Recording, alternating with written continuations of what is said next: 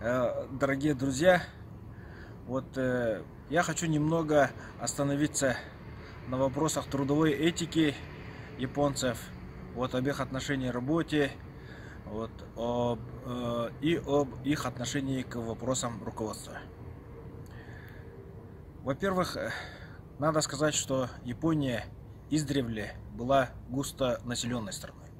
Даже еще до введения рисоводства, рисосеяния, в Японии были огромные деревни с населением более 10 тысяч человек. То есть даже предки японцев несколько тысячелетий назад учились жить в больших густонаселенных деревнях и жить в большом коллективе. Все мы родом из деревни в основном, да, и поэтому отношения людей в деревне, отношения людей в сельской общине влияют на нашу жизнь в городе. В Японии то же самое. И в сельской общине японской они вынуждены жить скученно одним и тем же коллективом с ближайшими соседями и постараться ладить. Потому что многие сельскохозяйственные работы в Японии, они требуют коллективного труда, то есть строительства ирригационных сооружений, дамб и так далее. И даже, например, взять крышу японского дома. В традиционном японском доме крыша заменяется один раз в 50 лет.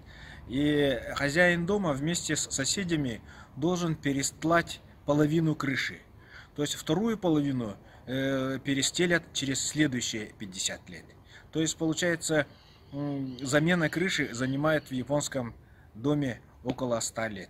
И естественно, это требует такой слаженной работы соседей. И также есть японское понятие данго. То есть это распределение воды в ирригационной системе. Как вы знаете, рис вырастает на залитых водой полях, и распределение воды, справедливое распределение воды является одним из важнейших таких требований, да, рисосеяния. И в этой связи у японцев вырос такой менталитет тщательного, такого обожествляемого обращения к труду. Например, в японском детском саду ежегодно в конце учебного года вручаются грамоты. И самое интересное, что грамоты вручаются тем детям, которые не пропустили ни одного дня занятий в детском саду.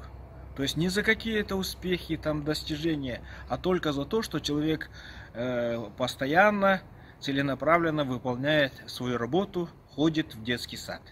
Это начиная с 3 лет. И в этой связи, когда все работают, работают все. И для японца самое такое тяжелое наказание — это отлучить его от коллектива, чтобы когда все работали, он сидел бы и ничего не делал. И когда японские сотрудники компании достигают уровня, например, начальников отделов, и не все, конечно, реально могут руководить отделами, потому что на всех не хватает, и многие становятся мадогивадзуку, то есть это те люди, которые смотрят в окно в рабочее время. И это является такой изощренной японской пыткой, когда человек сидит целыми днями и читает газету в офисе, в то время, когда кругом все работают. И это один из методов психологического давления компании на человека, чтобы он добровольно, досрочно ушел на пенсию. Это что касается трудовой этики. То есть японцы заряжены на коллективную работу, на то, чтобы все вместе одинаково работали. Что касается отношения к управлению. Если вы посмотрите на проведение строительных или ремонтных работ в Японии, вы обратите внимание, что работает 2-3 человека, и человек 10 координирует и руководит. То есть в Японии не недооценивают важность управления. В этой связи в Токио например, да, вот мэрия города Токио, города с населением 10 миллионов человек, имеет 130 тысяч сотрудников. Вот из них 30 тысяч сотрудников работает в одном здании. Там двойной 44-этажный небоскреб, 2 башни по 44 этажа, мэрии города Токио. Там работает 30 тысяч сотрудников. Вот. И если взять японскую компанию, то там не менее 1/3 сотрудников офиса это офисные работники, которые занимаются планированием работы. И японская компания, она планирует на ближайший месяц, на ближайший квартал, на ближайшие полгода, ближайший год и долгосрочное, среднесрочное планирование на 3-5 лет.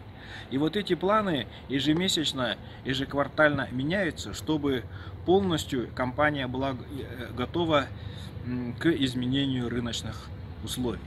И в этой связи я хотел бы отметить, что, к сожалению, у нас недооценивается роль управленческого труда, и многие наши граждане, они говорят, что чиновников мало, то есть много, что их должно быть мало и так далее. Но с другой стороны, да, если мы хотим хорошо жить, надо, чтобы нашей жизнью хорошо управляли.